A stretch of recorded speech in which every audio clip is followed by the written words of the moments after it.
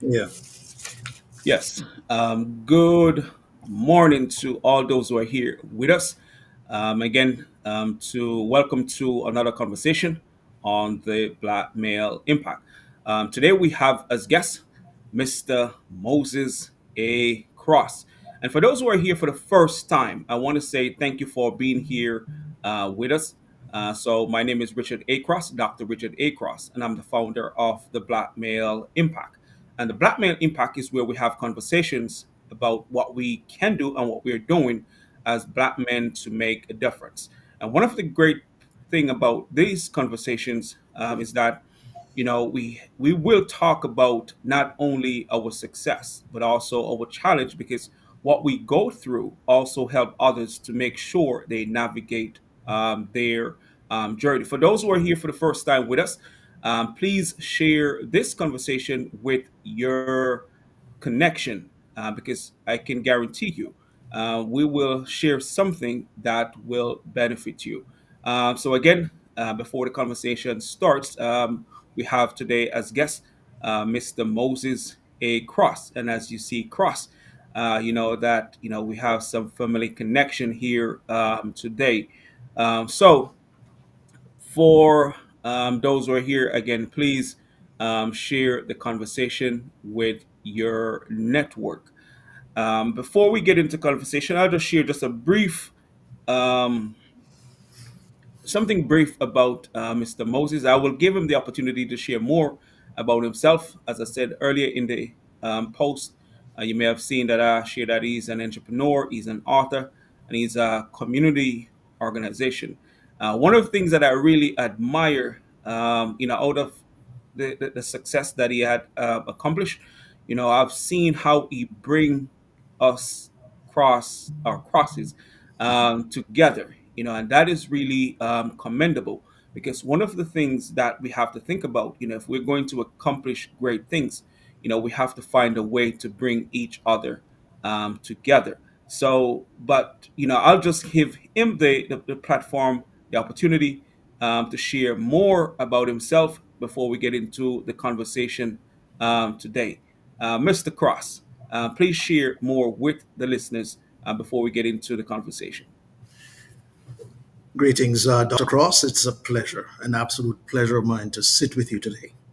Yes. I have so much love and respect and appreciation for what you are doing. Actually, I'm trying to carve out time to just focus on you a little bit Okay. because the truth is, it is men like you and myself that are going to bring about the change that the future will need. Right. We are going to have a preserved world in which to raise our families and to prosper. Correct. And so you are a subject for me. And I've been watching your work, and I need to make some more time to study your work.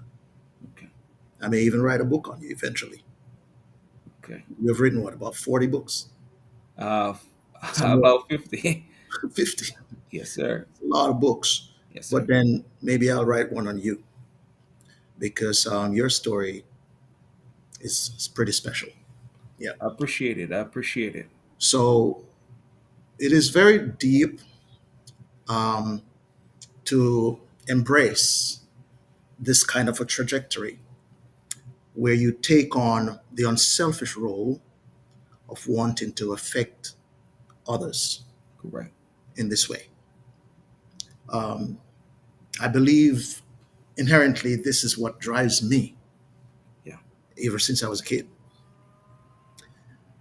I always strive to help my brothers and sisters. I always believe in community work, taking care of people. In the same way you see me organize my family, I do this in the most unselfish way possible.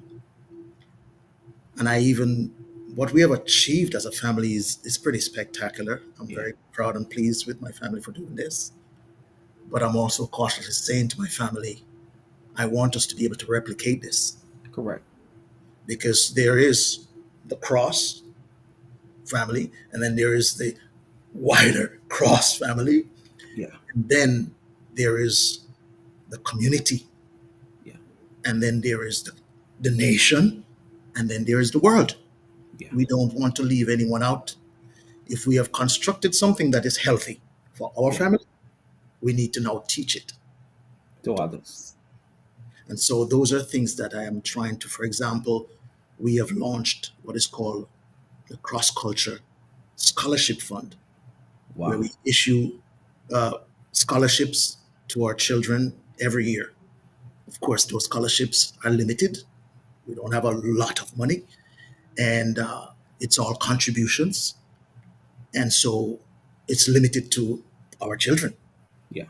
I would like to see a platform of this nature that can be expanded beyond just our children Yeah. to children in general. Correct. And while we are in pursuit of that, which will take time, we can still replicate that principle for other families to do the same for their children. Yeah, Correct. and it's all about building on the right construct. Correct. I have an awful lot I can offer to any up and coming individual because I've been a businessman all my life Correct. and I've run several businesses.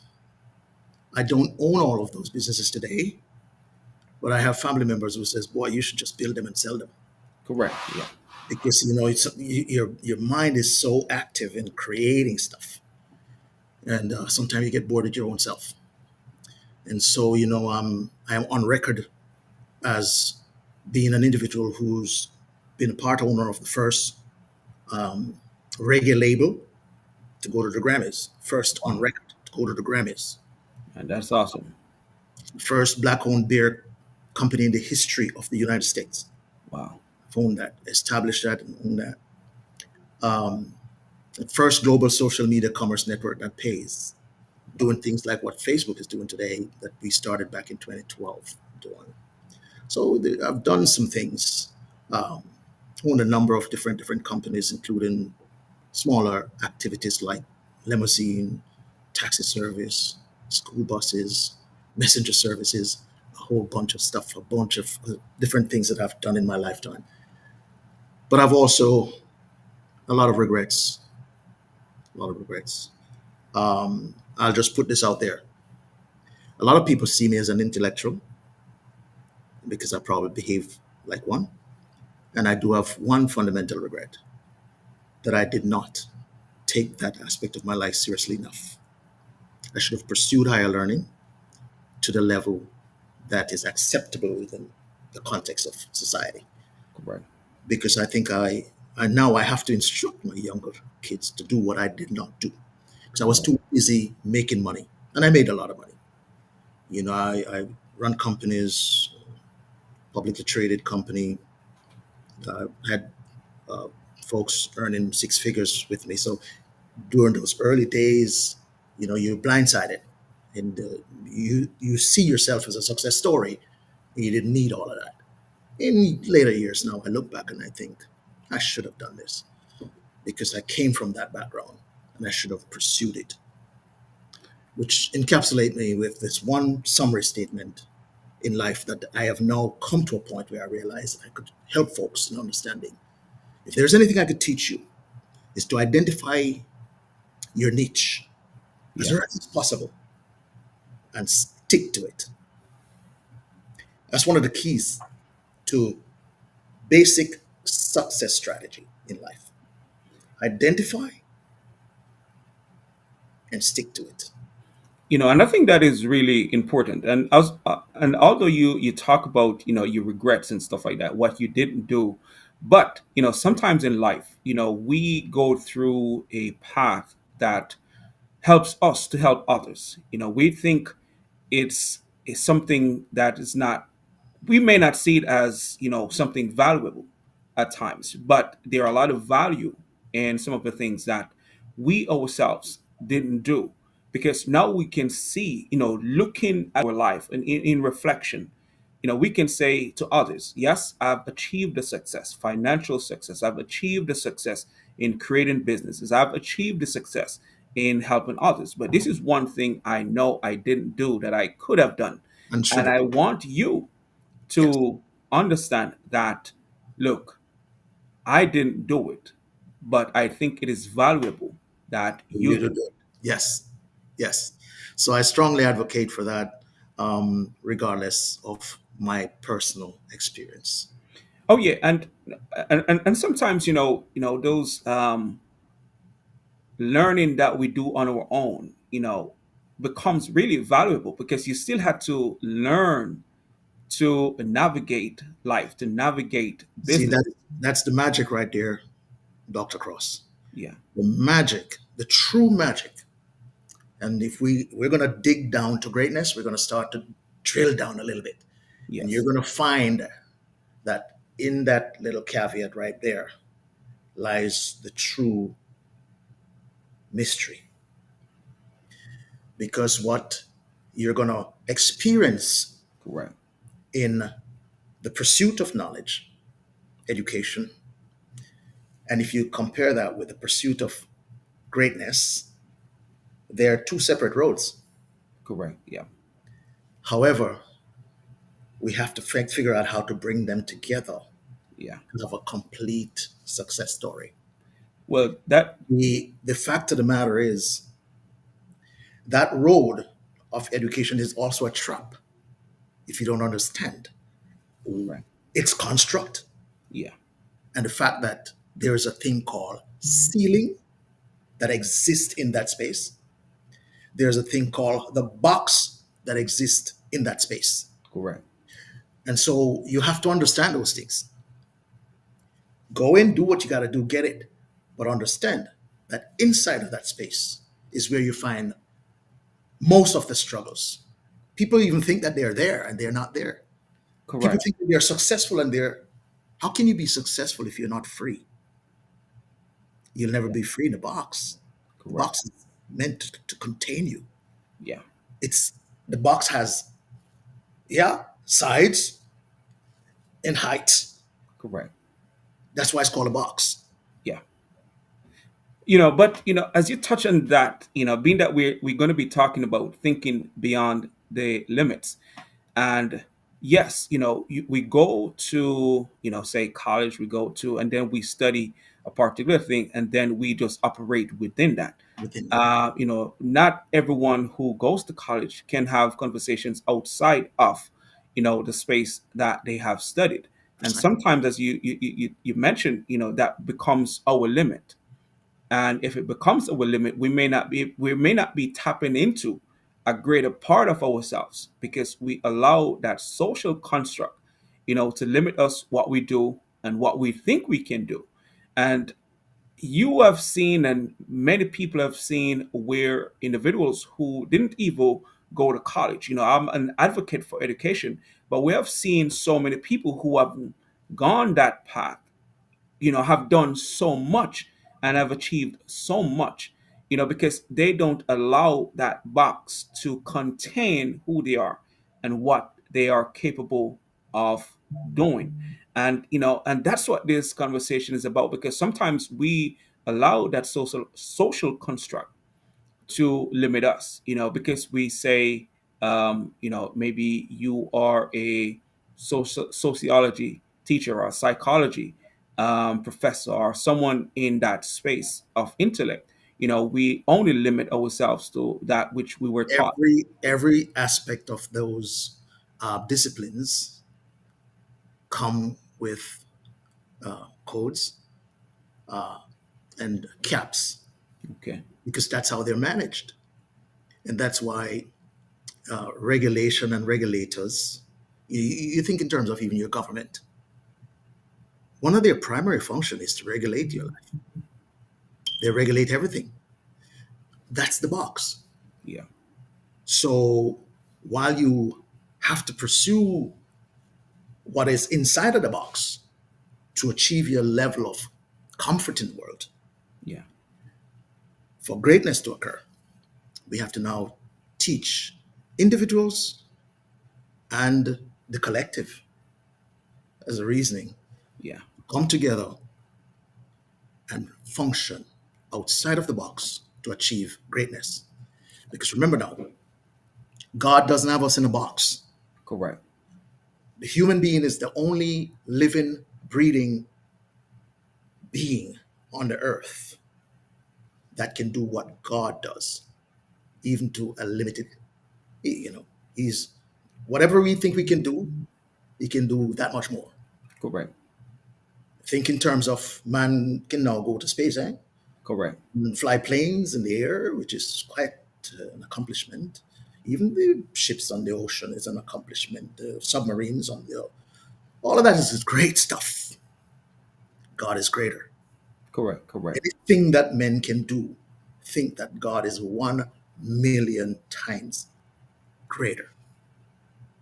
But we are children of God, Yeah.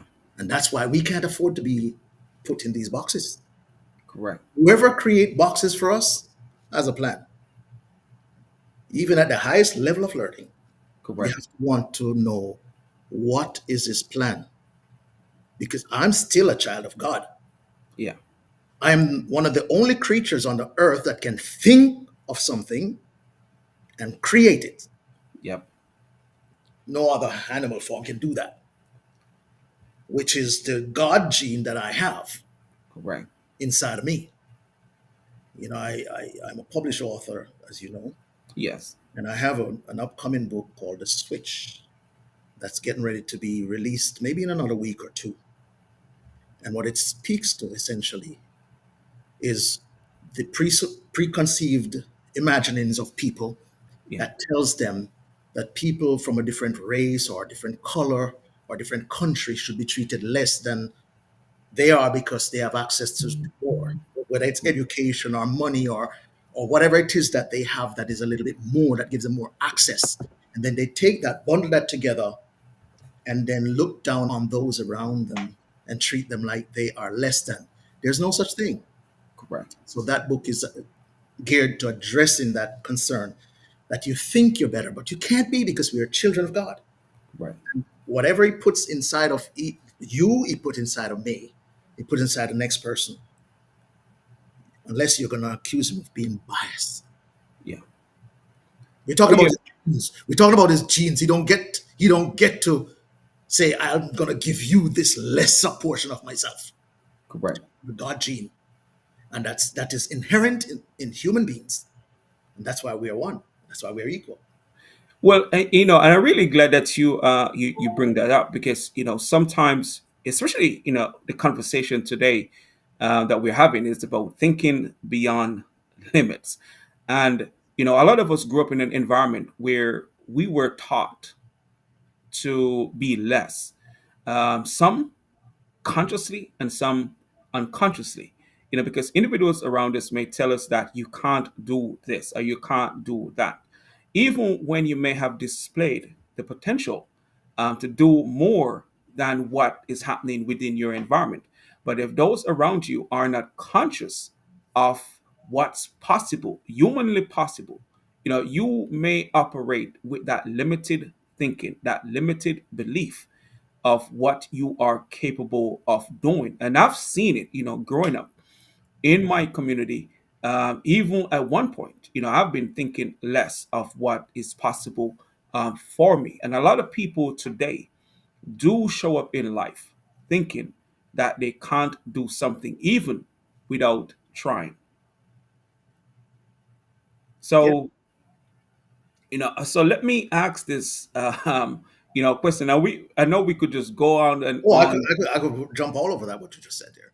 Yes. Yes, Just give me a moment because, the truth of the matter is, you take me back to my childhood, correct. you know. Um, First time I'm an immigrant Yeah, living in America today for the last maybe 30, 40 years, 40 years actually. But I grew up in Jamaica. And I don't know if I was privileged, but I'll be honest with you. I experienced racism the first time I came to America. It was a shock to my system. yeah, It was a shock, a deep shock. Okay. However, there's something that happened to me when I was a young boy in school. I was a very bright kid, student council president, debating team captain, public speaking team captain. Frankly, never lost a debate, never lost a public speaking contest, ever. Wow. Um, but we did a study one time, blew me away. And it was a study of the movie Roots, the series they call Roots. Yeah. And that thing changed a lot about my life. I never thought of myself as someone with limits, even though we may not be wallowing in money or riches, you know. It was just not something that was an issue for us. Right.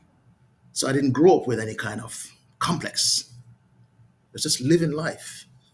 The sky was always the limit. Never knew there were, restrictions to your growth patterns and your the extent to which you can go in this world.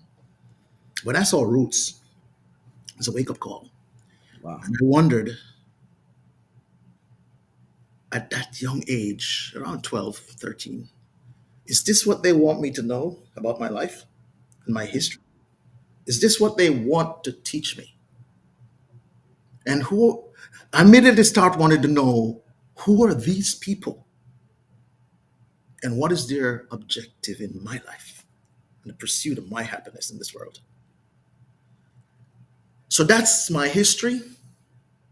And that has been a part of my whole construct ever since. Been like, okay, I'm literally going to reject this. If this is where you want me to go back to start to fundamentally conceive or perceive what is my life and my reality, we got to reconstruct that. We got to go beyond that. Because if that's what you want me and my colleagues to embrace, no. So I rejected that at an early stage. You know, Not but only did I resent the damn thing? I but but resent but it, but I rejected it also.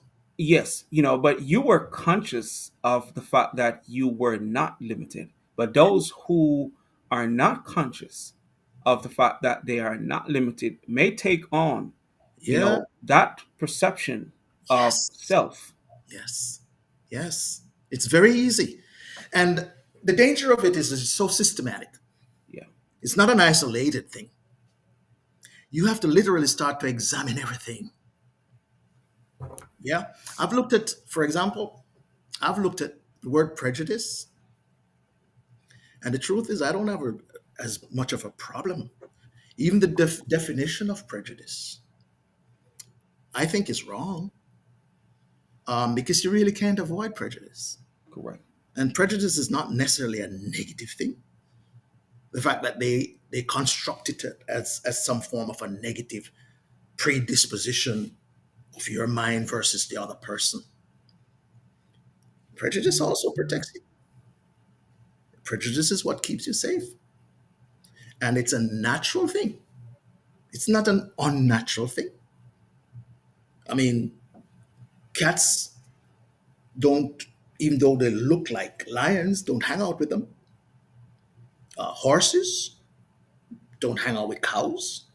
There's no form of life that you don't see that selective gathering and spacing. Correct. It exists in everything. And in our world, that's the challenge, Dr. Cross. Yeah. That's the challenge that you and I are faced with. And that's the challenge that the world is faced with. Because whereas the cats and the dogs and the cows and the birds have no requirement to coexist as one, human beings. Why did God do this? It beats me, but the truth is, that's how He created everything else. Different shades, different colors. But for humans, we have to remember that at the end of the day, this is a challenge that is given to us to get along, to live together, and to be cohesive. Correct. Correct. And that's been the challenge of the human race from day one to now. Racism, that I cannot accept. Anything with the ism attached to it, because that changes the the description Yeah. of the item. It once you put the ism on it, it's now become a proactive action of segregation. But the prejudices can be passive because we exist in that space naturally. Correct. Correct. As a family, you have to shield yourself. Um, you don't allow a stranger to come to your dining table and just put his hand in your food, but your wife probably could do that and get away with it. So you have a prejudice against this stranger, but it's for your own safety. It's not a Correct. harmful thing. I think when we start activating prejudices in the sense of racism and classism, those are things that God wants to speak to us to adjust our minds and our thoughts. Because at the end of the day, we have to bring balance into the earth Yeah. and we have to establish love and order. And that is where mankind is failing miserably, Dr. Cross. And that is where I think you and I should do what we can to make change, to bring about change. Yeah, I think, man, that is so profound of what you just shared.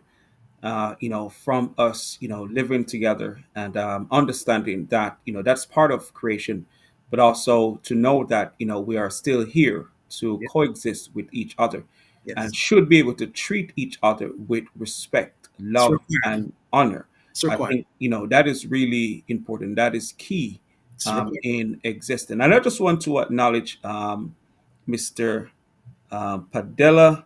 I just, I keep, I hope I say the name correctly. But he said earlier when you were talking about community, the purpose of existence to achieve oneness, community is key.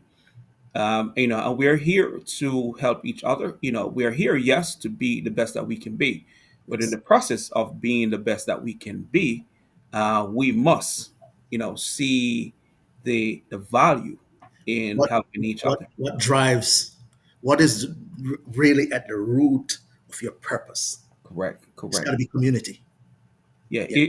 it is important that we create a space where others can thrive, and even to just to tap into their potential. Because again, as we were talking earlier, that some of us grew up in environments where we are limited in our thinking because that's the social construct based on our environment and based on what we may have grown up to see. Because if you don't see something different, it's a little bit different today because with this generation, everyone is now exposed to information, everyone is now exposed to what is possible, but the social construct is still happening where we are maybe directed to certain things when it comes on to who we are, especially as black people or black men. And we may take on those beliefs or labels or stereotypes when it comes to us, but that also a part of the social construct.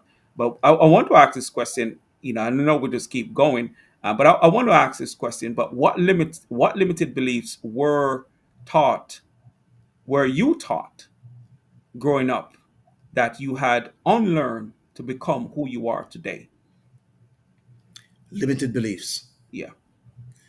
Well, I know, but before you start talking, I know you talk about you being on the debate team, class president. So maybe earlier in your life, your journey, you were already excelling, from an academic standpoint. So, others may have limited beliefs, or you may have been told, by your parents, by the community, or it was just a choice that you have made.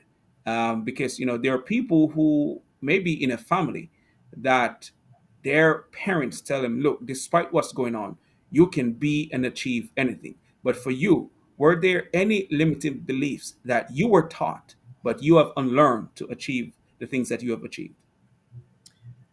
I quickly understood that the societal construct comes with limits, and it's by design. I didn't really experience a life of limitations. I did not feel exposed to it. I was the student that excelled, and I was the student that was nominated as head of student government 2 years in a row. I was a student that skipped a couple of grades, graduated at around 16 with my peers at 17 and 18 years old, and even 19 years old. Wow. So I really did not get that exposure that required for me to assess whether or not there were limits imposed on me, because that was not my life. That was not my life experience at all as a young man.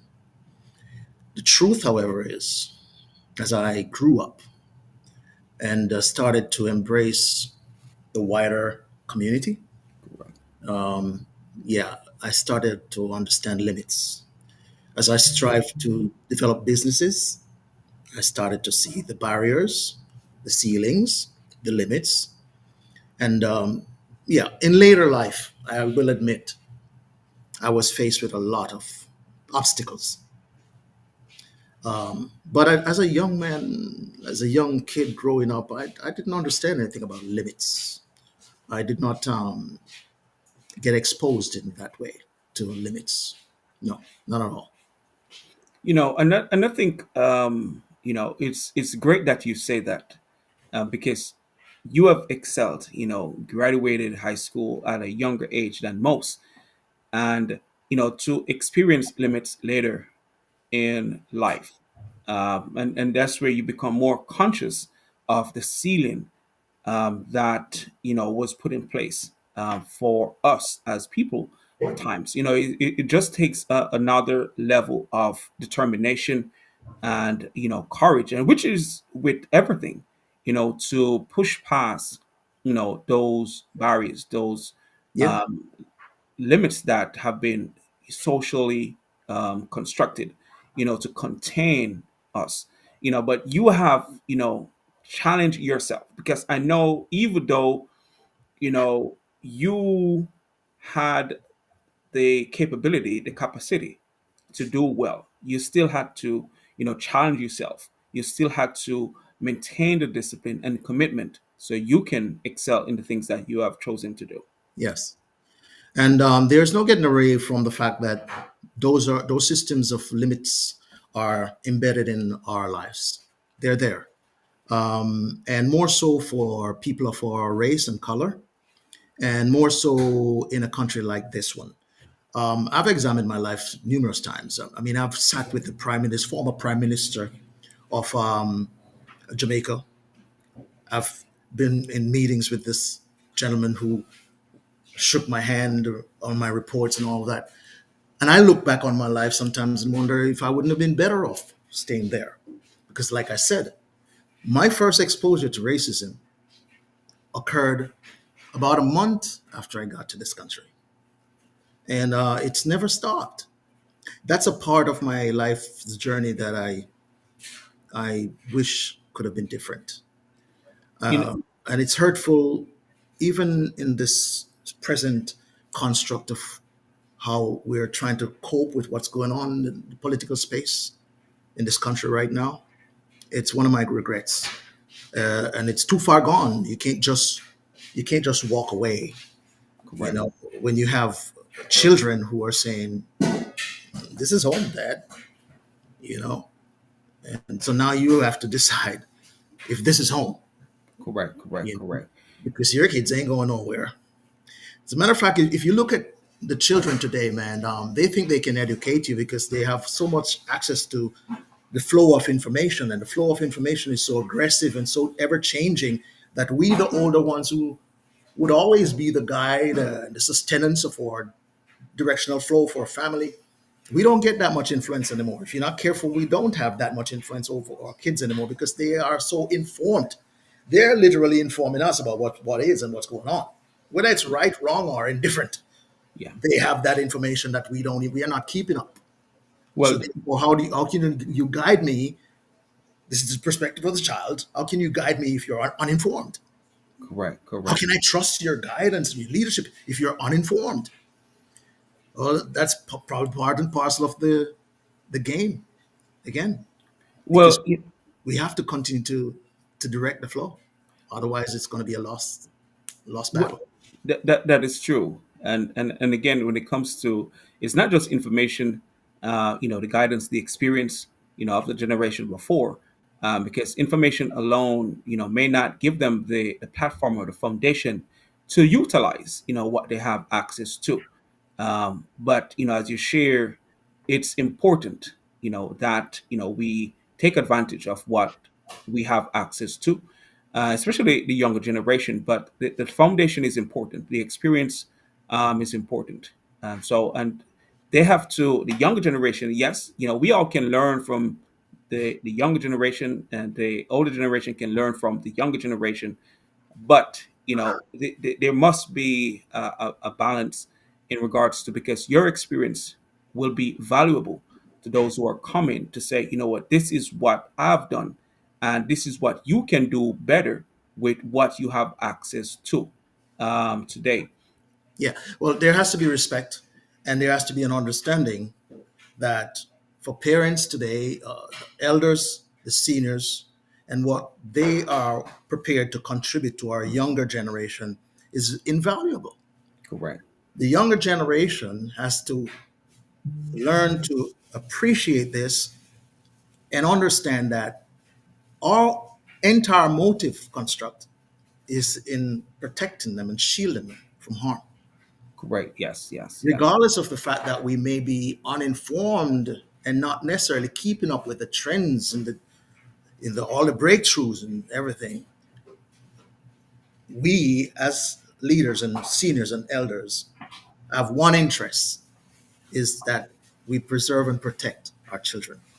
And that is important. And Yeah. I know earlier in the conversation, and just not really shifting gears, but I know you had shared about the ceiling, and things that we are sometimes limited to do based on what we have been told in our environment. So can you share a moment when you realized society had placed a ceiling on your potential, and how you broke through it? Well, again,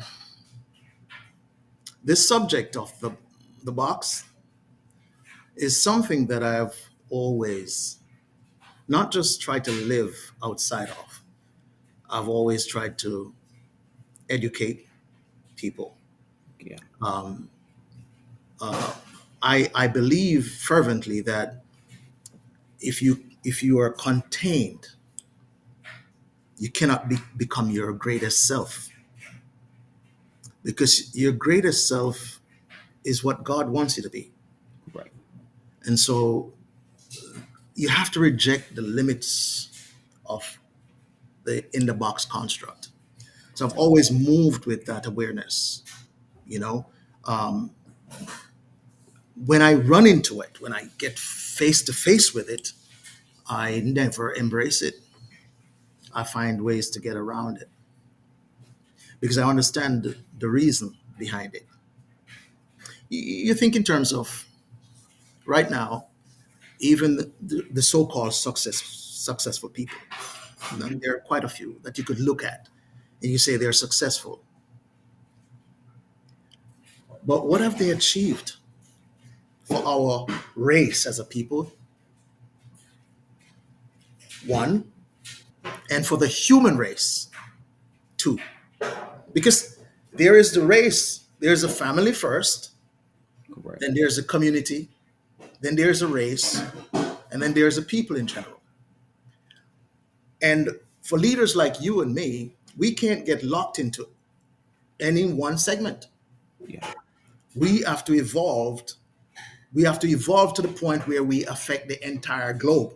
Correct. We Correct. have to we have to come with solutions for the globe, not just solutions for the cross family or for my immediate family.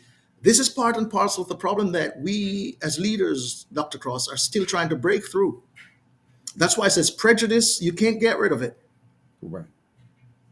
But we have to learn how to work around those things to fulfill God's plan and purpose for our lives. Correct. Because if we don't achieve that oneness, Yeah. then we fail. We fail miserably, you know. Yeah. So you could brag about the fact that you have a successful family, but what about your neighbor?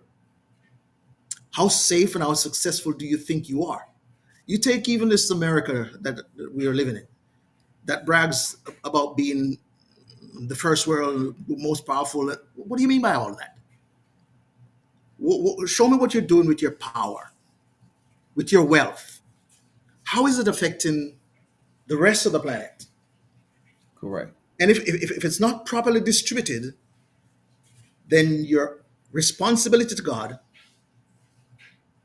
you flunked You miserably. know, and as you talk about helps us helping each other and the success of the black community, I think that is really something that we have to look into in regards to success on a broader scale, because yeah, we do have a lot of us who are successful, but there are still so many who are not. But to the point, I just want to say one thing as you Say, talk and I'm about, coming back to something. Yes. yeah, just where we say, as you mentioned, America, where if someone doesn't get the opportunity to become who they are, then the community, the country becomes shortchanged of something or someone There you who go. could have add value. Now watch this.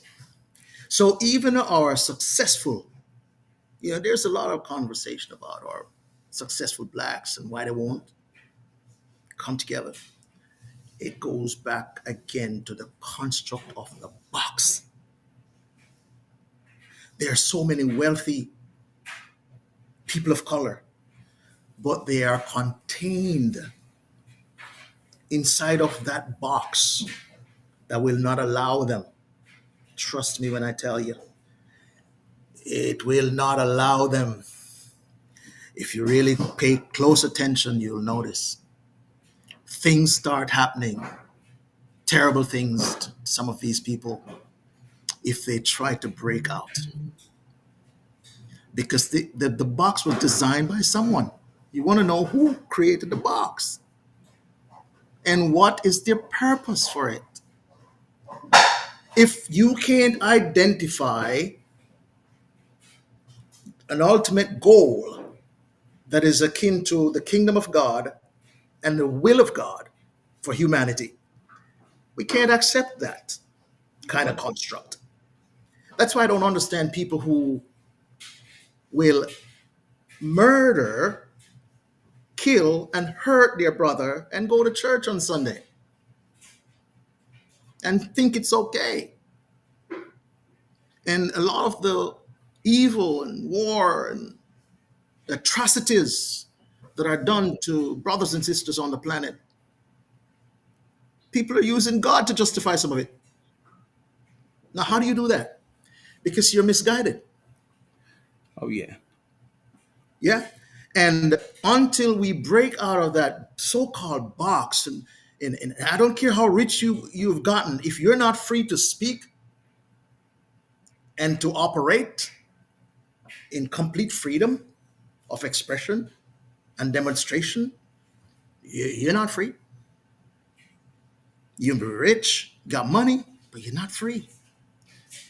And that's where God wants all of his people to be. So the very governments, you know, like I wrote an article one time. Let me share something with you. Yeah. My last son, when his mom was pregnant, she went through some stuff. And I had to be in the doctor's office with her every single time. And on one sitting, I noticed there were all these little cubicles with all these little paperwork sitting there. And I'm sitting there just beating time. So I said, let me pull. And I pulled. And there was about 30 of them. And every single one of them had to do with a different sickness of some sort. And Dr. Cross, you'll be shocked to know that as I read through every single sickness, I could not finish the description relating to these sickness without the word stress coming up in there, every single one of them. Oh wow. And I said, wow, this stress thing.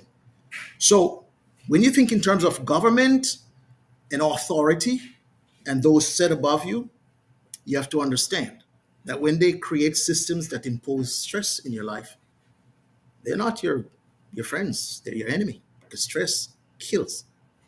Wow. Yeah. You know, And and so we have to, as a community, right now I have to speak to black people because we are the ones that are being, you know, we're the ones that are experiencing the, the hardships right now because a high level of stress. we have allowed a world to advance that tells us who we are supposed to be and that they are better and different. And that's what my book, The Switch, is about. Literally switching an African baby, a poor African baby with a very wealthy American child from affluence. Switching. Yeah. And I think it's a well written piece. Prior to that, I published back in 2008 The Ultimate World Peace Manual, subtitle with the title God Created This Mess, Let Him Fix It, which is to say, at the end of the day, Dr. Cross, when all is said and done, if we don't achieve God's purpose for His world, we all failed. Yeah, we all have a responsibility. If there's such a thing as hell and heaven, we a lot of people going to end up in hell. We thought we were going to heaven. If there's Oh, such a yeah, oh yeah, and as you touch on that, I remember when I read Purpose Driven Life. And in that book, it says, our greatest responsibility is to fulfill our purpose, is to find that purpose yes, and fulfill it. It's yes, not to accumulate things. A lot of times we think it is to accumulate things, but once you start accumulating things, yes, you realize life is not really about accumulating things. all It's things about fulfilling one's purpose. What impact can I have exactly. on this world? Where can I contribute to make a difference? Where can I share what I know to help others? Because I came across a quote some time ago where the conscious must help the unconscious to become conscious. Absolutely. And I just want to acknowledge what one of the comments here, as we were talking about, he said, I live off inspiring others when they are least inspired. And that's what we are here to do. That's our uh, responsibility. That's our huh? responsibility. That's our responsibility to the human family, and that's our responsibility to the kingdom of God. Oh yeah, it is important, that we realize that we are here to uplift, and once we become conscious of what is possible, Yeah. now that's our responsibility to help others to realize what is possible. Yes. And that is the best place for us to dwell and to develop learning and to inform and educate in the space of consciousness, because consciousness is God. That's really the God gene, if you really want to know. In my first book, I described it, the error of these people have wasted so much of our damn time all these years with this bloodline crap. Eye color, bloodline, skin color, nonsense. When all of it, you get maybe 80 or 90 years and this to the earth. Yeah, The true man lives on.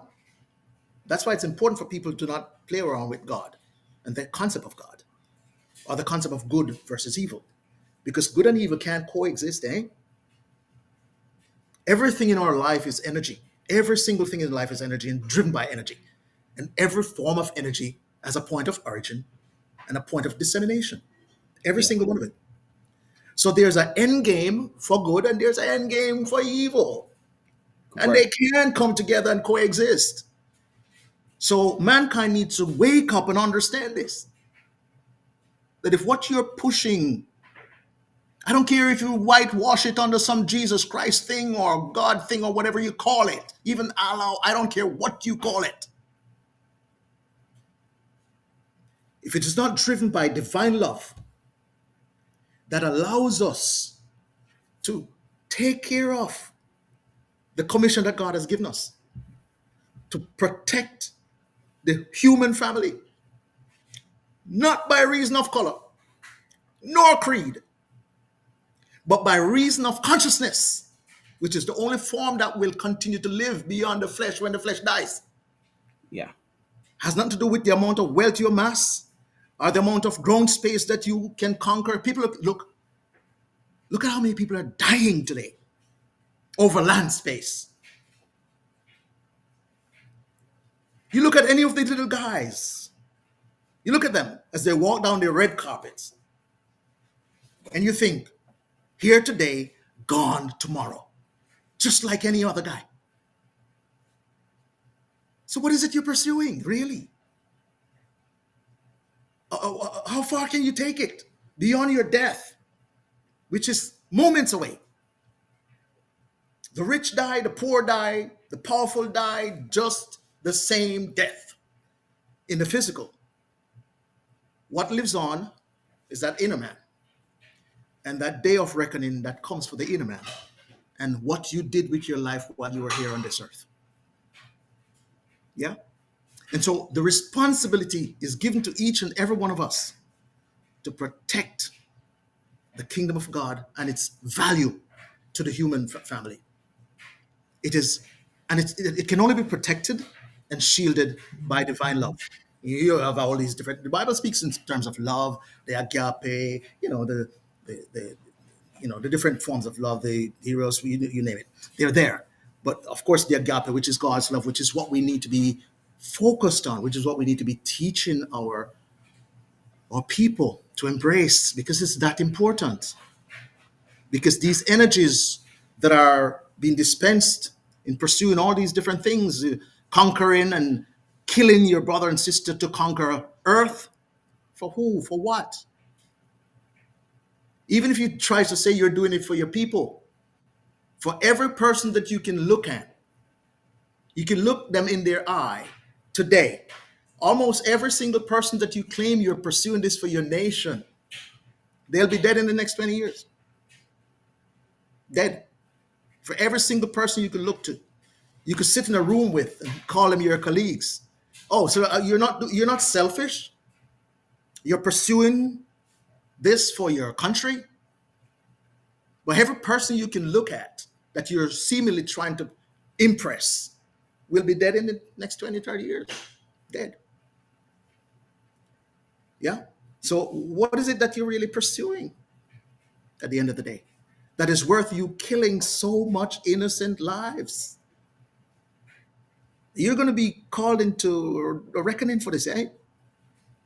The true judge of the earth will judge you. And there's no amount of Christianity. There's no amount of Judaism.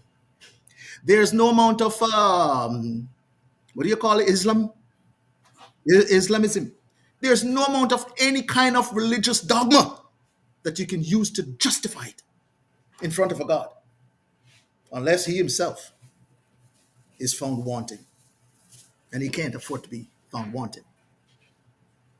Yeah? That's why I caution people that the God who created us all different has given us the challenge that we have to understand to rise above the cows and birds and the goats and the pigs and all the different animal forms that are out there that are obviously in their little groups, and realize that the challenge that was given to the human family is different. But if you get stuck into believing in color, bloodline, and all of this nonsense, and not realizing that what makes us one and what makes us all children of God is consciousness, which is the DNA, not bloodline, not eye color, not race. And herein lies the challenge of the day, because all of those conscious beings are predestined to be in one place at some point in time. But the good can't go where the bad go, and the That's bad right. can't go where the good go. So we got to go figure that out. And that's a challenge. And just to acknowledge another quote here, even pertaining to what you said about isms, one has to be cognizant of their bias and prejudice to avoid the isms. Theism. Go back to, and it's something that we all have to realize that in every environment which we grew up, we all have been Yes. conditioned to some extent. Yes. Is to become aware of that conditioning and Yes. how that conditioning may cause us as individual or group or collective to treat others, not knowing that we have been taught to treat others in a maybe negative or wrongfully, a way that which is not um, beneficial neither to us nor them. Is just to understand that it's a part of the conditioning to keep us separated, and if we focus on that which separates us, we're not going to tap into what will make us great, because we are too busy focusing on the things that really keep us away from that which we are capable of Yes. becoming, because we are focusing on the biases, we are focusing on the limits, we are focusing on what divides me and you, just because we are from a different background or a different upbringing and stuff like that, not able to focus on again what will make us great. I know we have very, very limited time here, Dr. Cross. Oh yeah. Appreciate appreciate the time that you have spent with me here today, and I just want to point out one brief um, moment to just look at the subject of love. I made some notes, so I can hardly have a conversation in which it doesn't come up. Correct. So the agape love, there are four forms that the Bible speaks of. That is the God love, the divine form that should govern over everything and everyone. Yeah. The filial, which is your brother to brother love. Yeah. And then you have the um, storage love, which deals with the natural, the family, mother to child. And then you have the eros love. I just had to jot those down because I'm familiar with them. But the truth is, I just wanted to refresh my mind about that. The truth is, if you really look at how family is constructed, and in every great relationship, that love thing is key. It is key in parent to child, child to parent, love. It is it is important in relationships of romance and passion. It is important in community. Why wouldn't it be important in the world? Why? And so when we use the prejudices and wrap it into the isms, take it down the wrong path and try to justify it, it's a natural, like I said, it's a natural thing to have prejudices. You can't escape it. Okay? But when you start wrapping it into the isms, Yeah. that's when it becomes offensive. It's no longer just a shield of protection that allows you to be comfortable. It now becomes an abusive form. Yeah? It's an abusive form. And that is where racism, things like racism, dwells in that space. It's a very deadly and dangerous space. Oh, yeah, because the love is no longer present. No. How are you going to demonstrate that you love? It's just not there. And so that's the conversation for the human race. And it's not a conversation for black people to just have, it's not about black people. Your work and my work ain't just about black people. Your work and my work is about the human family because we can't afford to miss the boat. Yeah. Correct. Because when we face our judgment day, that's the basis of for which we are going to need to be accountable. How we handle our relationship with the human family, not just the Jamaican people or black people per se. No, which is the big sin of the time. Yeah, those who are in control, if you can identify them and what is their agenda and what is their plot, because we don't see love being demonstrated. So something else is driving all of this. It's dangerous. Man, And as we at the top of the hour, um, we could have this conversation ongoing, because I have a lot more questions that I didn't even get into most of the questions, but you have touched on a lot of the questions that I want to, well, not really a lot, but quite a few of the questions that I have here that I wanted to ask.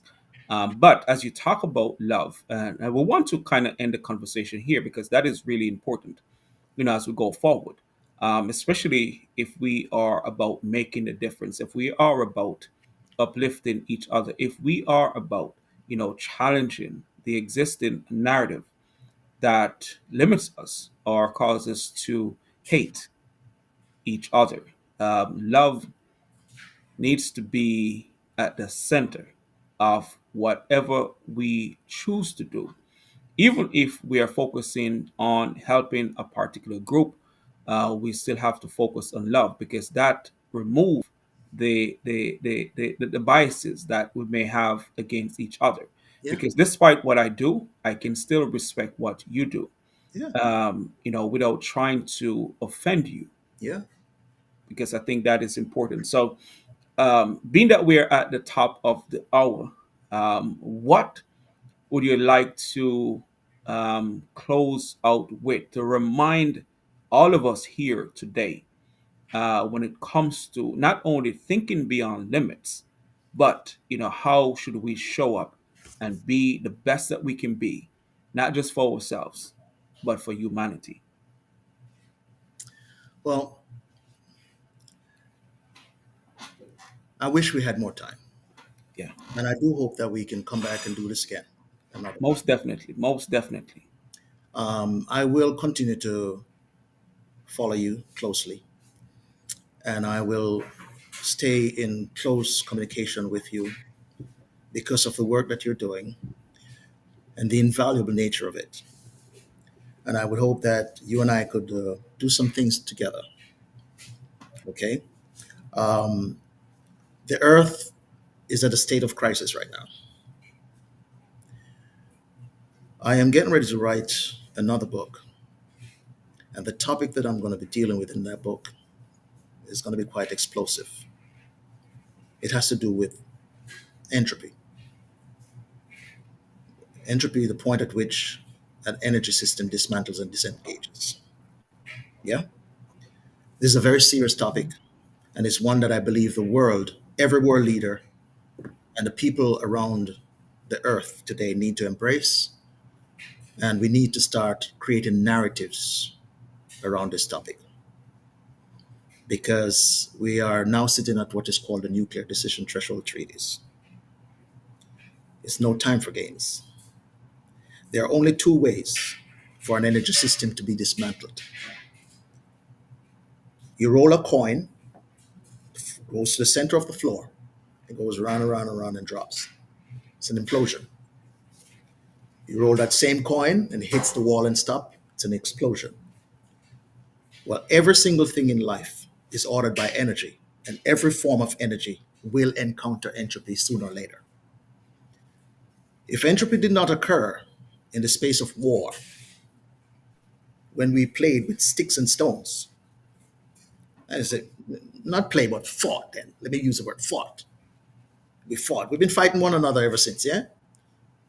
Or at the time when we used bow and arrows and spears and knives and swords.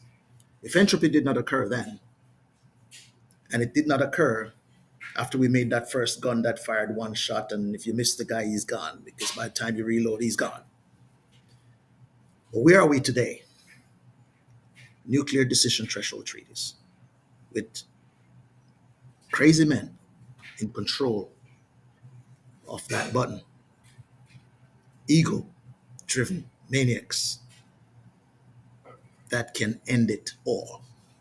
It's a very dangerous place when you fail to understand that you don't control it all the time, because entropy can occur two ways: implosion or an explosion.